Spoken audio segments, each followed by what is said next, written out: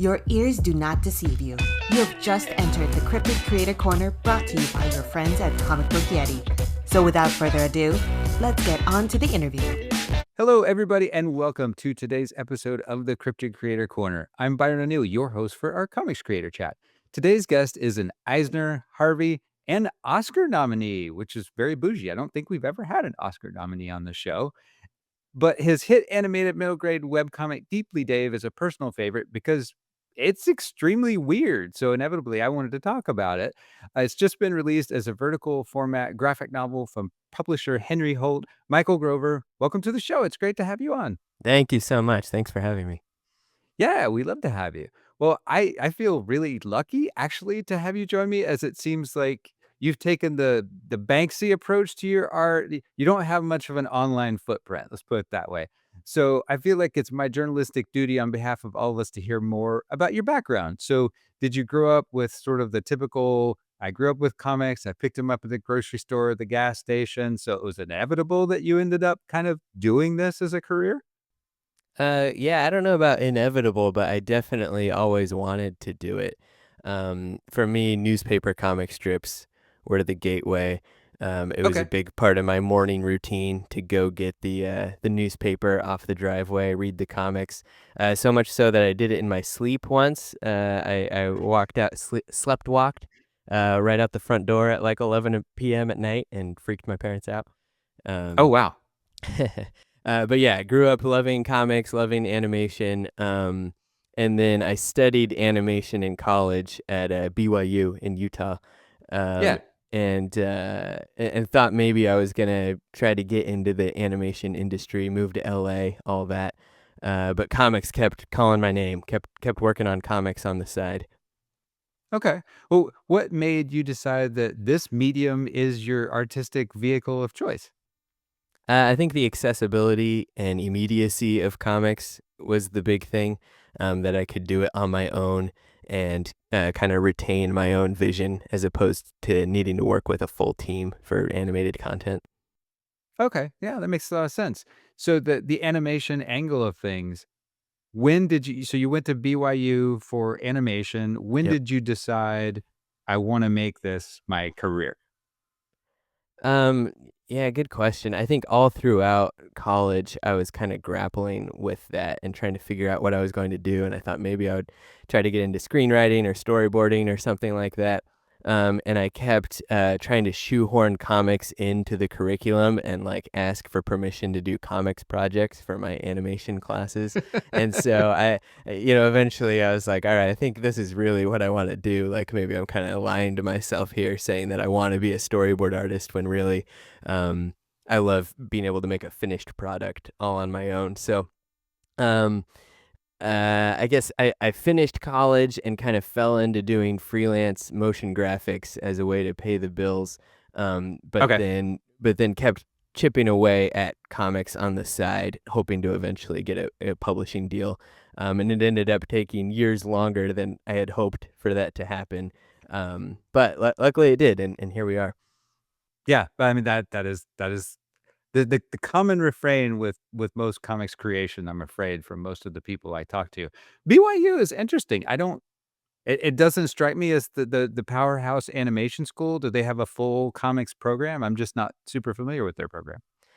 So they do have a great animation program actually, and kind of their competitive advantage over some of the more well-known art schools is that they do team projects and they structure it the same way an animation studio does, as far as like everybody having a specific role on these team projects, these short films they put out. So they kind of recreate like the Pixar pipeline, which Okay. makes it like attractive to recruiters from some of those big studios, because you can hire someone for a technical job, a lighter or a shader job, and they've kind of been doing it in school already, as opposed to somebody graduating and they're used to kind of being the director of their own project, and that's not really how it works in a studio. So my struggle with that was it became increasingly clear that I didn't want to be a shader or a lighter, kind of a cog in the machine. so to speak. Which not to denigrate that, because there can be something cool about being part of something bigger than yourself. But I always wanted to have a personal vision or control over what I was trying to do. Yeah, I mean, that makes a lot of sense. I'd be exactly the same way. Yeah. Well, kind of getting into your executed vision. For those who are unfamiliar with Deeply Dave, it is a multimedia experience that transcends much of the standard boilerplate formatting of standard webcomics. There's sometimes a spooky music track that's going. Well, it goes on the whole time, but sometimes it's definitively spooky. And the panels are animated GIFs. So walk me through your creative process, pulling in all these different sensory forms. Yeah. So when I started working on Deeply Dave, I was hoping to get a publishing deal for it and make a printed graphic novel. And I shopped around like a pitch for it. And when it didn't immediately get attention, then I thought, well, maybe I'll just do it as a web comic, because again, immediacy, right? I can put it online and people can see it right away. Yeah. And I thought, well, if I'm going to do a web comic, let's go all in and try to make the best possible digital experience that I can make. Like, what are the ways that I can maximize what you can only do digitally, and then also try to leverage some of the skills I had learned in animation school, because I had just spent a lot of time developing those, and thought, well, if I shift to comics, I don't want to just throw all that away. Maybe there's something I can do here. So yeah, I figured out a way to integrate animated GIFs into the comic. I was really inspired by a webcomic called Thunderpaw, if you're familiar with that one from a few years Yeah. ago, and a few others. Zach Gorman did some cool animated GIFs in his comics. So I'd seen other people doing that and wanted to try it.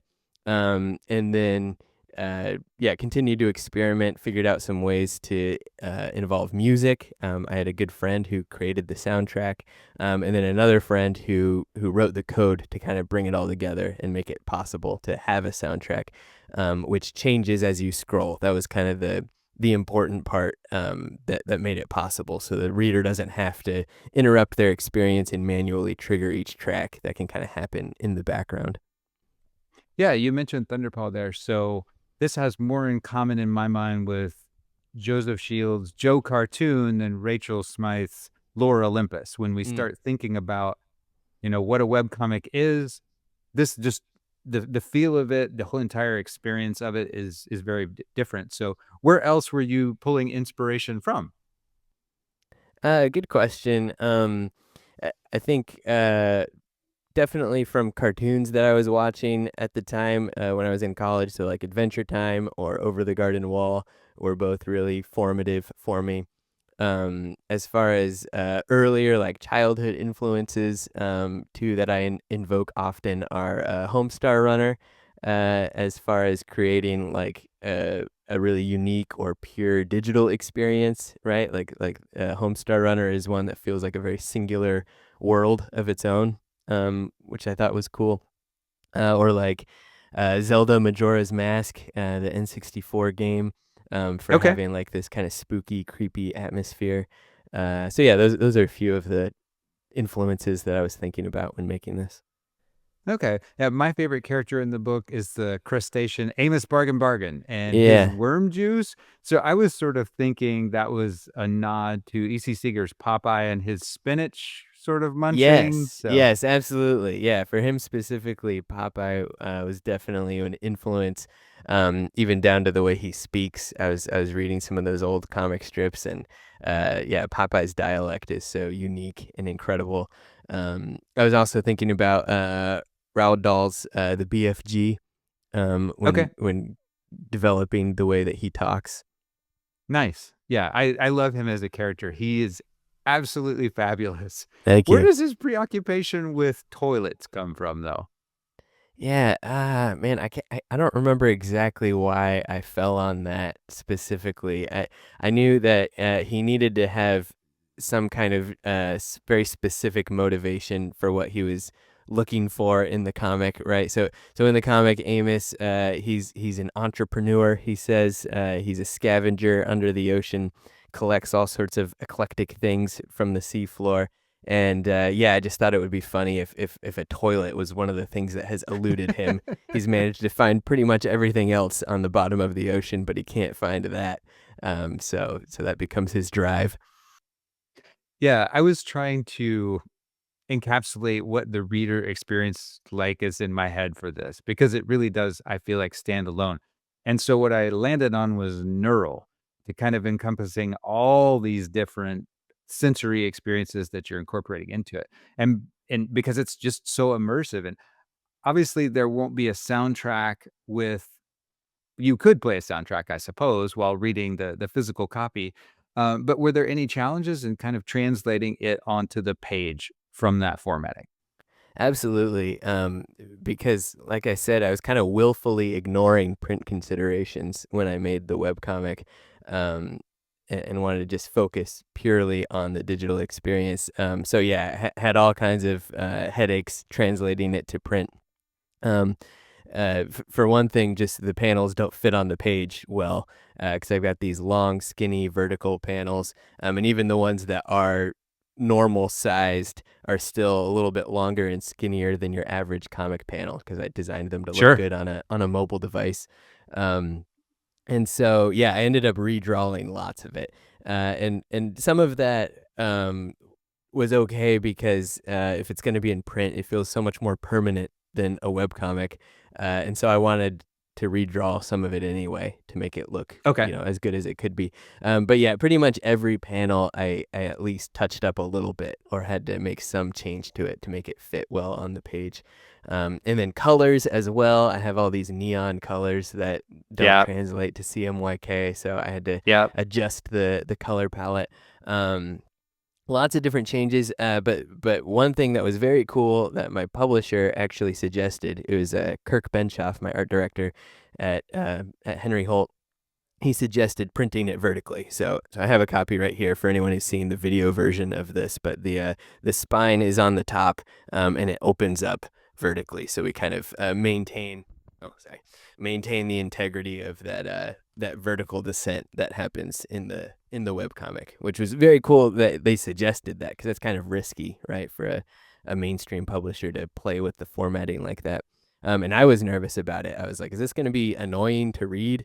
Having, just like maybe there's a reason that nobody does this usually. Yeah. But I think it's actually been great. Like I handed it to my son and he immediately just plopped down on his stomach and read the whole thing. And so, it's cool. It stands out and I'm really excited about it. Well, there's nothing quite like getting the kiddo seal of approval. That's that'll set your heart at ease, like almost immediately. Like, oh, okay, this is fine. This is fine. We're good. Yeah, absolutely. Because kids won't hesitate to tell you if it doesn't work. So.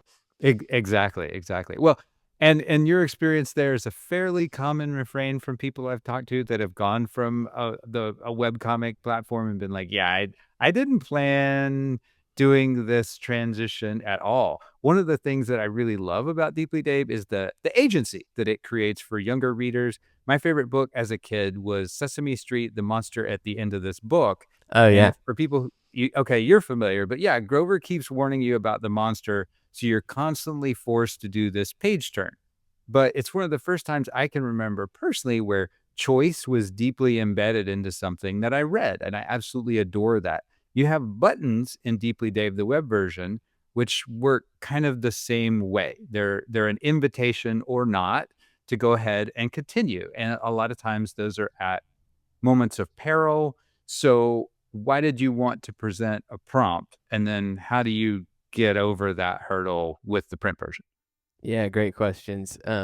I was inspired by an online Twine experience. If you're familiar with Twine, I'm not. it's I don't even know how to describe it because I'm not really in the programming world, but it's kind of Okay. it was kind of like a text-based adventure that I stumbled across on this platform called Twine, and it's called My Father's Long Long Legs, and it's this spooky story. Um, and it had a similar thing to what I did in Deeply Dave. It's all text based, but at the end of each little section, then you would click on a prompt to continue. And it wasn't choose your own adventure, there was usually only one choice, and if there were multiple choices, you would have to do all of them eventually.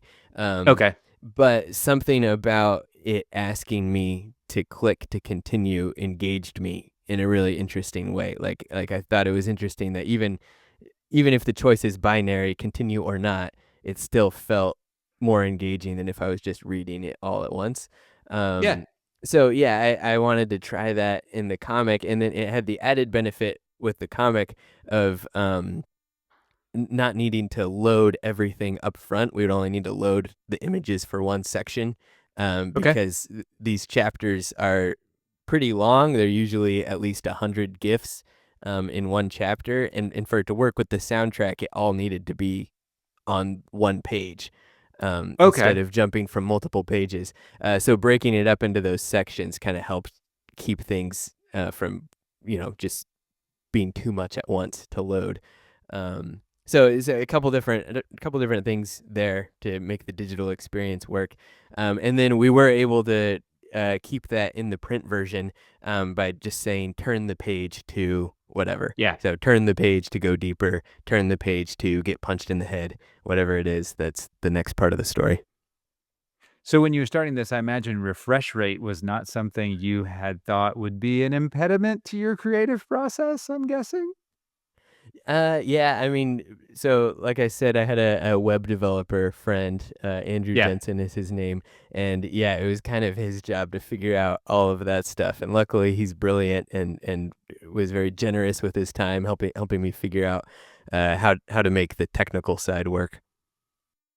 So how do you feel about releasing some of your own agency and control here? Because it's one of the things that's sort of challenging in print, you lose much of the ability to pace things. You are having to trust your reader to then go ahead and do that for themselves, which is very, very different than the control that you would have over a screen, a movie, or something like that. And it's a harder environment to pull off, especially horror and comedy, which is why I don't think we see as many comics that really nail that, where the Mm. timing is really, really tricky. Oh yeah, that's very interesting that you bring that up. 'Cause yeah, even in the web comic, it was important to me that the reader controls the pace, because I do feel like that is one of the big benefits comics have over those other mediums that you mentioned. So yeah, even though I have animation in the digital version, it's these repeating loops. So my thought was that you should be able to read the webcomic about as quickly as you would be able to read any other comic, because the Okay. animation, for the most part, is just adding emphasis as opposed to like delivering information. So you could glance at any given frame of these animations, and you should be able to process it just as quickly as if you were looking at a still drawing. That was the hope. That was my intention. Um, because yeah, I didn't want it to feel like a video game cutscene when the animation was happening, or something that kind of interrupted the flow. Because yeah, that's the cool thing about comics, is that you can either fly through them super fast, you can skim over them, jump to the part you want to read, or you can spend a lot of time looking at it and absorbing the details of the drawing. Um, so yeah, I wanted to have that in the digital version. I'm glad to have that in the physical version as well. But you do bring up an interesting point about horror and comedy, because I agree, especially with horror, with suspense. I think that's very hard to accomplish in a comic, Yeah. where you can't drag out the pace. You can't like withhold the payoff in quite the same way that you can in a movie.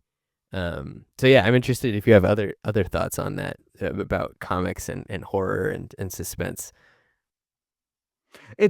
I am not a comics writer, or I am a very novice comics writer. I can say I have something published now, which I think is a really cool feeling. Oh yeah, It's fantastic. it's coming out and should be in my hands in the next couple of months, which is absolutely fantastic. I highly recommend anybody get on the train in terms of creation and finally having something in print in your hands. I'm sure you can speak to the juice that it gives you from Oh yeah. that experience. But yeah, it's just a refrain that I come back to quite often. And it started with Kyle Starks, actually, when I was interviewing him about one of his books. And he is one of, I feel like, the modern masters in comics when he's able to mix horror and comedy together. And they have a lot in common because it's all about beats and how you create them. And it's something I'm trying to study and I'm trying to unlock. So I'm curious if you have any insight into kind of how you meshed them in Deeply Dave, because I think it is successful. And this is a middle grade book.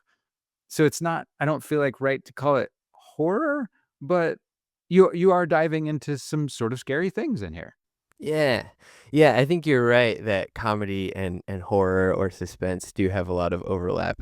It's all about withholding the payoff and then giving you the payoff and the relief that you get when the payoff finally happens. Um yeah, that's interesting. I will say, going back to what we were talking about a moment ago, one benefit of webcomics is that even though the reader is still in control of the pace, they're usually only looking at one panel at a time. And so it's almost like every panel is its own page turn, right? Yeah. And so I do think that helps with trying to have suspense or trying to withhold a punchline, right? Because in print, when you can see the whole page at once, it can spoil the reveal or it can spoil the punchline. And I even remember, I think it was Charles Schultz talked about this with Sunday comic strips, how the last panel can't draw too much attention to itself, or your eye will immediately go to that and it'll spoil the joke, right? Yeah. And so, yeah, I think the same thing can happen in graphic novels, and that's why lining up your page turns can be so important with a graphic novel, right? Get the reveal on the page turn. Anyway, those are all thoughts I was having. I've drifted from the question you just asked about That's quite all right. Comedy and horror in general. You're asking about the overlap there, right? Yeah. Just where did you find the happy spot within your own work of kind of mingling these two things? Yeah. I mean, I think cartoons can be really interesting when they when it feels a little bit dangerous, right? When even if you've got kind of soft, cuddly characters, if you feel like there's a little bit of teeth to what you're looking at, and it kind of keeps you on your toes, like you're not exactly sure what's going to happen next, if it's going to be something scary or if it's going to be funny. That's something I really enjoy just personally in the media I consume. I mentioned earlier Adventure Time and Over to the Garden Wall, I think, are two that do that really well. Where you never know, are you going to be in peril or is this going to be a punchline right around the corner? Another one I was thinking about recently was Wallace and Gromit. Sure. Those are some animations that do the same thing. Like they use all of these like horror movie or Hitchcockian tropes, but then half the time it's just a punchline. So that, I don't know, that's really interesting to me as a consumer of media, as an audience, as well as a creator. Well, kind of diving into some of the fears that are in the book. On the surface, Dave is a diver. He's looking for his mom, and he runs into some new aquatic friends while attempting to avoid the big doom. But this is way more than that, or it was from my personal read and experience from it. Do you have a personal fear of water? I'm curious why you set the whole thing in water. Yeah, I don't think I have any deep fear of water specifically. I definitely don't want to drown. That's for sure. I don't think anybody does. That seems like an especially bad way to go. Um, yeah, I mean, the book plays with like the scariness of the deep sea, but it also references outer space, and that's something I explore in a lot of my comics. Yeah, there's just something about like being in a dark place where anything could pop out at you, whether it's an alien or an octopus or whatever. That's makes for really rich storytelling, I think. Lots of potential there. And then also it made it so I didn't have to draw a lot of backgrounds. So that was nice Fair? too. Lots of just a character on black.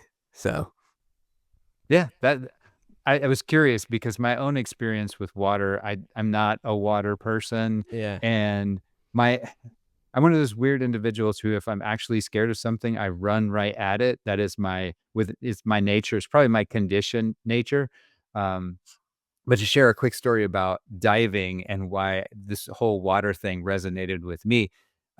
So I hate water, so I'm gonna go do diving. So I'm down in the Keys with friends, and I'm absolutely terrible at it. I can't get my mask to fit right and do the mask clearing. And is this 30 feet scuba underwater. diving or snorkeling? Yeah. Yeah. And that's one of the reasons I love this is the kind of spooky and just what Dave's experiencing and that whole idea of him losing his hose at some time, which Yeah.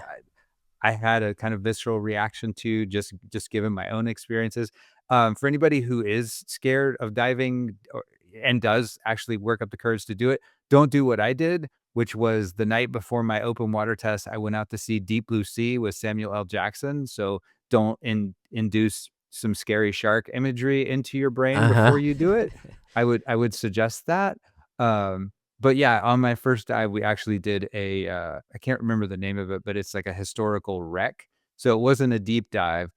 Lo and behold, there was a 12-foot hammerhead that swam overhead right at dusk on my Wow. my first ever open water dive. So yeah, it was a total immersion. But anyway, that's why I connected with Dave's experience in the book so much, as it felt very very me.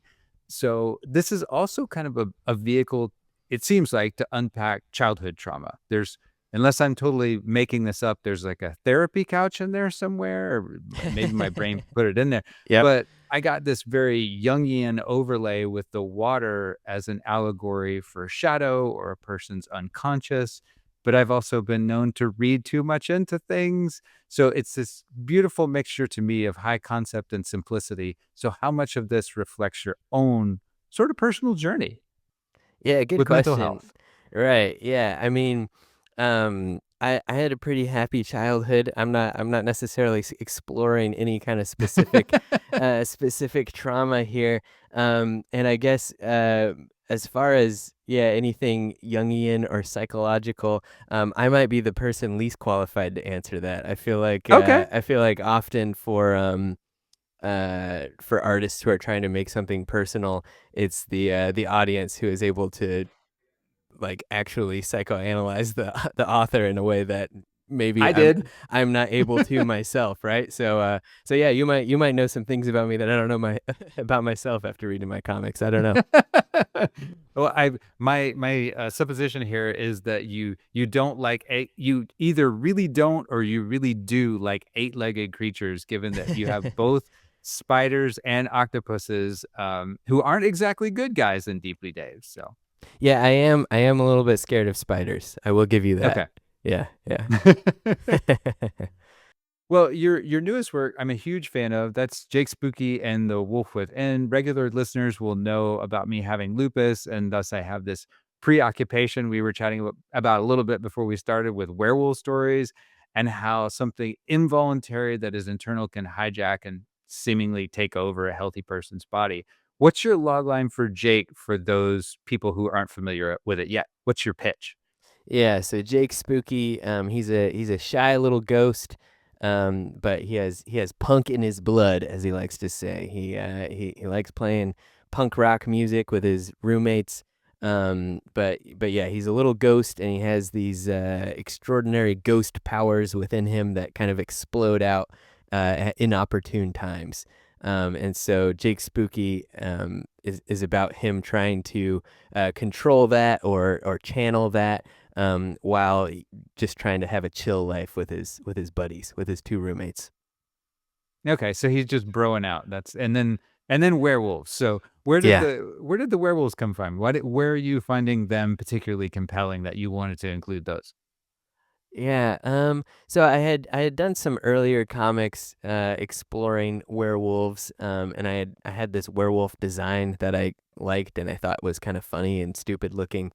And so yeah, I guess with this comic in particular, so Jake Spooky and the Wolves Within Him is about Jake um puking up wolves, and he does not know why or where they came from. and what's going on. And it started with just like a little 4-panel comic strip I drew of Jake standing there in his living room, and he puked up a wolf because I had this wolf design, and the wolf runs away, and then Jake and his roommates just kind of stand there and don't react to it, which I thought was kind of funny and absurd and maybe even a little postmodern. I like the idea that the punchline was that there was no punchline, like this insane thing happened, and in a conventional comic strip, then there would be some pithy remark after that, like oh, I'll never get used to this, or I hate Mondays, whatever. Right. So I thought it was funny to like have them not respond to it, and like, what does it mean that this is their life, that crazy things happen or wild things happen, and his roommates are trying to not embarrass him by mentioning it. They wait until it's really gotten out of control before they finally confront him, and they're like, "Hey, so what's with these wolves, man? Like, what's going on here?" So that was the idea, and then I had to I thought that was a funny hook, and then I had to figure out a way to like justify it and like build a story around that. And like, well, where That's did they come awesome. from? I don't know. Like, I had to figure that out too. Well, yeah, they've been showing up a lot in mainstream comics recently, Batman books especially. You have them in Ron B's Detective Run and Rodney Barnes's Full Moon, which was kind of its own little story there. And as you said, Jake is eating and then he's regurgitating them. So I'm curious about the connection to the digestive process, because again, readers kind of incorporate their own filter here. So I was thinking about my own relationship with food. I have a very strict anti-inflammatory diet. It's one of the things that helps keep my lupus fairly in check. Yeah. So that interpretation resonated with me. So why the gut? Why center it right there? Yeah. Yeah, again, I might need some psychoanalysis from other sources here, but yeah, I guess I just think it's funny when characters are eating each other and puking each other up and turning into different things. Like, I guess just kind of the surreal absurdism of that is interesting to me, and it can be kind of like playful and fun, but also visceral at the same time. Like, eating is uh, a big part of being alive, so it's universal, but I don't know, cause yeah, it keeps coming up in my comics of characters eating each other and turning into different things, and I don't know why. I and I've even like sometimes been writing a comic and be like, okay, no one's allowed to turn into a different body in this one. I need to set some rules for myself, try something else. And then lately I've been like, oh, I think I'm just kind of gonna lean into it. Like, this is apparently a motif that keeps popping up, so I'm just gonna run with it. I love the mundane nature of that. Here I am looking for, these deeper meanings behind things. And it could be as simple as, okay, I had a stomach ache when I was doing this, or my kid was sick and was puking everywhere. So I don't know. That's how it ended up in the book. Right. Yeah, no, I definitely welcome any interpretations that are more profound than that, though. Anyone who wants to find something deeper, I think that's fantastic. I mean, the only thing I can guess at here in terms of deeper meaning is having worked with musicians for a decade and a half on the tech end of things myself. I was kind of getting the vibe that it's kind of your personal form of release, given music incorporated into the narrative as a way to expunge the werewolves or calm them down. Oh yeah, definitely. So yeah, as far as the overall arc of the story, yeah, Jake needs music in order to have catharsis, right? That's Yeah. important for him. And yeah, that is definitely from my personal experience. I love music and have felt great relief from stress by either playing or listening to very loud music. Um and yeah, other forms of creative expression, including comics, are important for me to feel stable, to feel regulated. I think when I'm in a creative state, working on things, then I am less anxious or less stressed about other things going on in my life. So yeah, that's definitely part of the theme of the book. So do you listen to music while you create? It's something I ask people occasionally, and I'm always curious. I can't do that. Like as a creative, if I have anything going on, it just completely distracts me. Yeah, I definitely listen to a lot of music. Um, yeah, I can almost always listen to music. As far as like podcasts and other things with talking, that I can only do if I'm working on something a little more mindless. Um, but music, yeah, I can pretty much always listen to that unless I am in the early stages of writing something. And then I need to kind of shut everything else out, because that's the most like cognitively demanding part of the process for me. But yeah, when I'm drawing and working on art, then I pretty much always have headphones on and have something playing in the background. What do you play yourself? So I was in a garage band when I was in college and played Okay. some like blues rock kind of White Stripes inspired garage rock. Um, and I haven't played a lot of music in recent years, since having kids and starting a career and all of that. Sure. But I do crave it. I do hope to be in a band again someday. I think being in a crappy band is way better than not being in a band. Like being in a band is like one of the funnest things I've ever done. Yeah, I can speak to I cannot play nor sing anything. Yeah. So that's how I ended up on the tech end of things. But I will speak to the fun of just being, especially in a small band, because I've done everything from being the stage manager to of household names to the guy driving around the van who are they're trying to break into the music business. And I Yeah. prefer the driving around in the van trying to break into the music business because the authenticity of the experiences, there's just a difference when you don't know how you're gonna connect with an audience, especially with smaller crowds that don't have that same anticipation with your work. They don't know, "Oh, yeah, I'm going to a Taylor Swift concert." I already know from TikTok what half of the show is. So, Right. it just changes the entire vibe of the overall experience and the way you connect with a crowd, so Yeah, that's really interesting. Yeah, I know as a concert goer, I definitely prefer like a hole in the wall venue as well to like a big stadium show or a bigger venue. Yeah, where you feel like you're connecting with the band in a very like real and intimate way.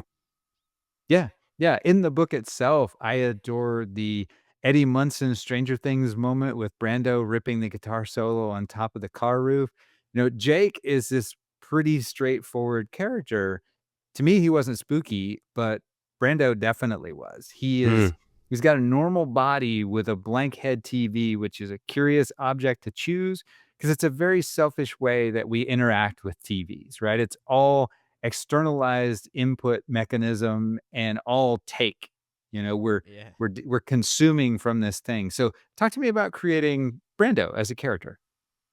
Yeah. Oh man, I love that interpretation. 'Cause yeah, it's something that Brando, it's kind of a running joke in the comic is that he cannot see what's on his face, right? Like he has a TV for a head, but when other people are watching it, he can't see it, so he has to watch it in the mirror. And there's some like funny gags with him like misinterpreting things because he sees everything reflected backwards, back at him. Um, so yeah, I'm that's something I'm still kind of exploring in this and then in future comics with him is yeah, what does that mean that he is broadcasting without being able to consume it himself. Um, but yeah, the initial design for him again, like all three of those characters, so Jake Spooky, Brando, and then the cat Quincy who's wearing underwear, all three of them were just kind of like doodled in my sketchbook when I was in college. And I kept coming back to them and I liked them and liked putting them in things. Um, and now I'm kind of developing backstories for them and where they came from and what it all means. But originally I was just attracted to the aesthetic of what they looked like as I was, sketching lots of different things and I thought, oh, that's cool. Like maybe there's something there. Yeah. cat needs underwear. That's and we just got to stick with it and Yeah. create that. That's the atom of my story, and I need to create everything else around it. Yeah. Yeah. Yeah, I don't know how common that is. I think that's common, right, for artists to kind of I think like yeah, oh yeah. stumble on something, and I think it resonates because it feels like there could be depth there, and then it's a matter of like reverse engineering the depth into it. Yeah, I think there's a difference if you come at things from if you're exclusively a writer, Mm. then I think it is the story idea, the narrative nugget, and that's what you're creating everything else around and then it just evolves. However, I think if you're coming from the perspective of being able to do everything yourself, it's a very, very different creative animal, and I think people get much more obsessed with a character design or an idea or a piece of fashion, and then they use that, and then, "Oh, yeah, it works great to do some childhood trauma mining even though I didn't have any trauma in my childhood," in your case. So Yeah. Yeah, it's interesting. It's interesting how an image can be iconic and can kind of demand storytelling. Like I think about like the design for Boba Fett in Star Wars, how he was originally, at least as I understand it, kind of just a background character, right? But then yeah. the fan base kind of latched onto him just because he looked so cool, and we're like, all right, we need to build something into who he is. Yeah, yeah. I mean, that's in a nutshell. I think the success of a lot of the things that you have all of these Star Wars, the Mandalorian. I mean, like that is all fashion, that is all character design, and then everything else is just sort of sprung off of that. That's why we connect to them. It's the iconic imagery. It's not so much their background or history. I don't think personally, Yeah, anyway. yeah, yeah. That's fascinating. Yeah. Well, I'm a bit of a color junkie, so you chose to use hot pink as the solo color choice beyond black and white for Jake. Why pink? Uh, yeah, I think it plays into the kind of surreal or punk nature of it, it demands attention, and yeah, I guess I just think it looks cool, and I like the idea of doing future books with these characters and each one having a different color as the solo color, Okay. but maybe pink being the one that I kind of come back to as the main color. So we'll see how that evolves, but I like that idea. It's a very retro. It feels 90s fashion, TNC, surf and skate. That's immediately where my brain went was that early 90s where everything were these vibrant sort of neons that we're getting back into. Apparently, that's super fashionable, like in skirts and all kinds. I'm old, so I don't know. It's all coming back around, right? Just wait long enough. That's the nature of things for sure. Yeah. Well, well, I know you've been doing some audience readings, which creates kind of a bridge between two-dimensional and three-dimensional audience interactions with your work. So I'm curious, do you feel like that's helped you as a creative? I don't get to talk to many people who do that kind of incorporation into their work, just getting that kind of feedback, that live audience feedback. Yeah, yeah, I love doing these live readings. I'm interested in stand-up comedy as a medium, and Okay. I'm kind of jealous of how stand-up comedians, when they're developing their material, get instant feedback night after night from audiences and get to kind of shape their work based on that. And that doesn't really exist in comics. Like I'll have people read rough drafts of my work, so I try to get that. But it's just different. It's different than reading it with a group. And so I've really enjoyed doing these readings and like finding where the laughs are and where I feel like people are maybe not as engaged. And so far I've been doing the readings when the work is completed or almost completed, and I like the idea of trying to test material out a little bit earlier in the process with some of these. Okay. Because yeah, I think that's a lot of fun. And then going back to the band thing, I think about bands that I like and how there are bands that I still listen to just because I saw them live when I was a college student. And maybe they're not even, the best musicians ever. But I have this personal connection to the music. And so I like the idea of doing the same thing with comics, like trying to have a personal, more intimate connection with a group of people who maybe will remember it differently than if they just scrolled past it on a social media feed. And I don't use social media, so live events or going to conventions, that's becoming a way for me to reach people that I wouldn't otherwise be able to reach.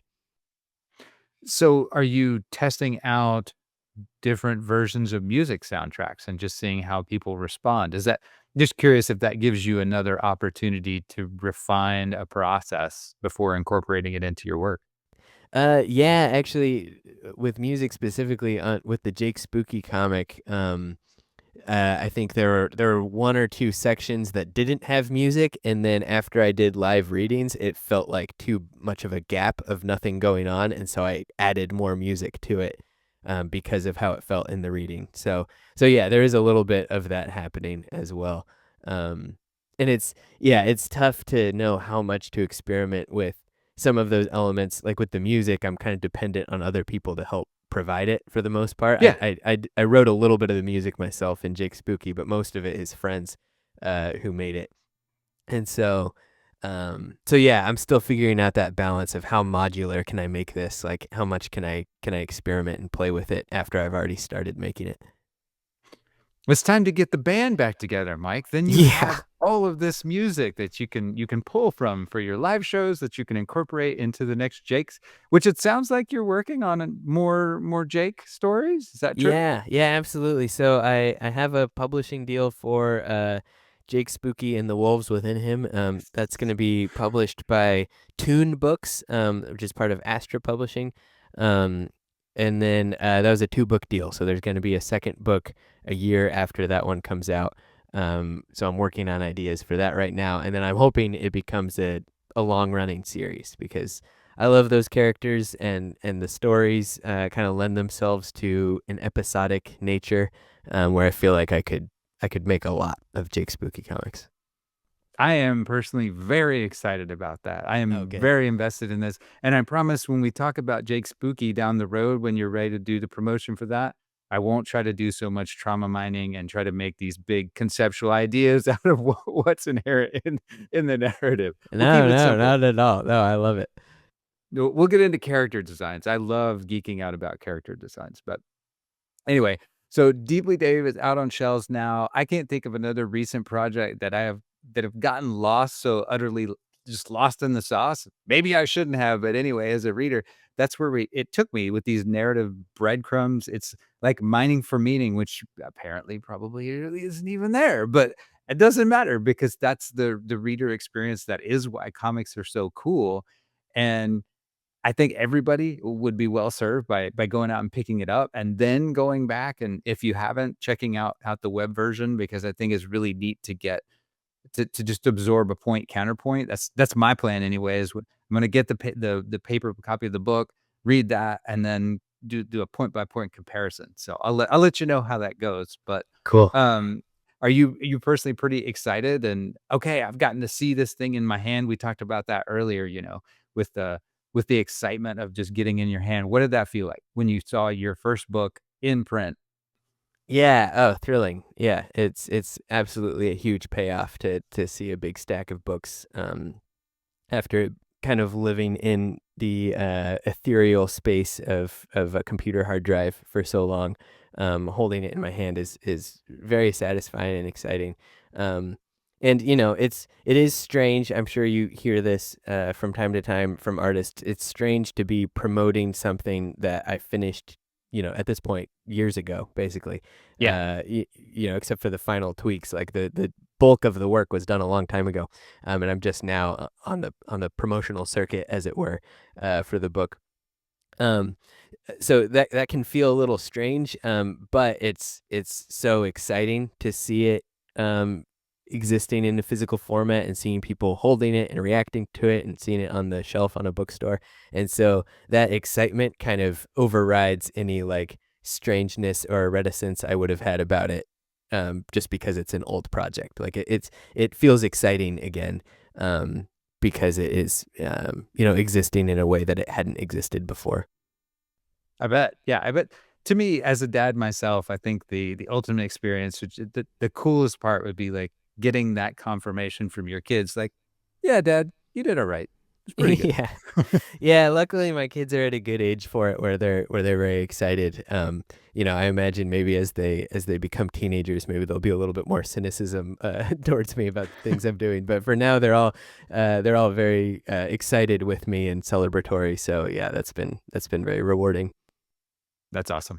Well, I always wrap things up with a shout out so we can finish on a positive note. This can be a recent kindness somebody did for you, or something that just recently inspired you. And I'll go first to give you a moment to think about it. I was recently watching a YouTube video the other night, actually from the Cornell Lab of Ornithology, and the algorithm has decided that birds are my recent thing.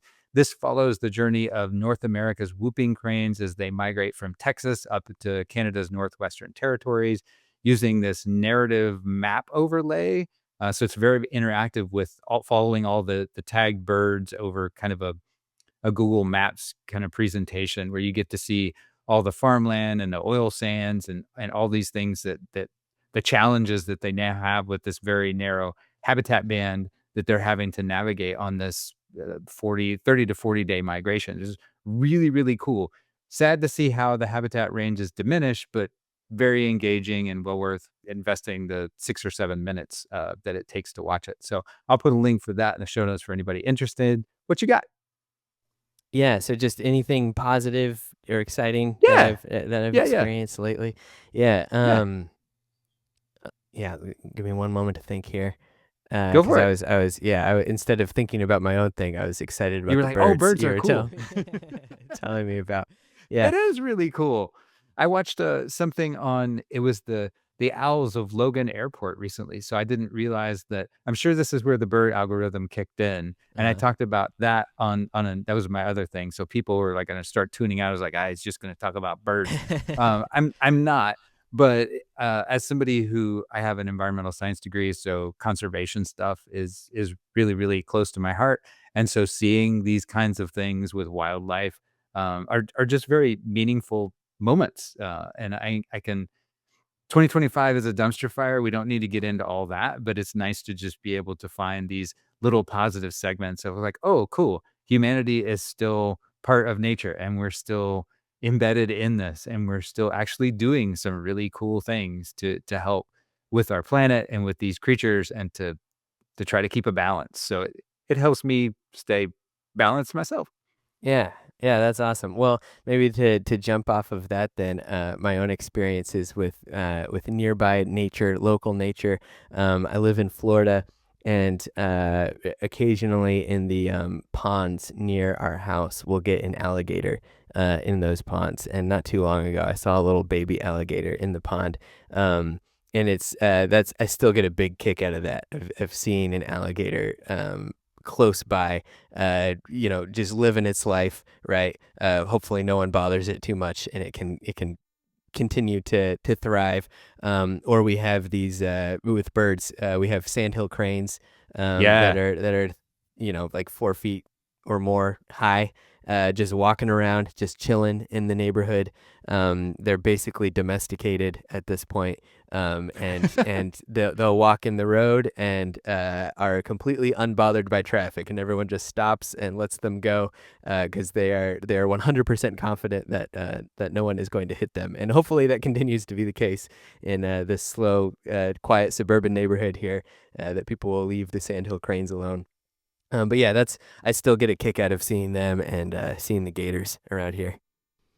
Yeah. It's one of the aspects of Florida that I do miss because our neighborhood had retention ponds and the kids would fish in them, Yeah. and we would have alligators and turtles and, of all things, otters, which I didn't expect to see at all, were just otters running around. I had no idea otters were even in Florida. So Yeah. I remember seeing them for the first time as a teenager too, and yeah, it blows my mind. I guess Florida kind of has everything because people just release whatever exotic pets they had. So if it wasn't originally here, it's here now, right? So yeah.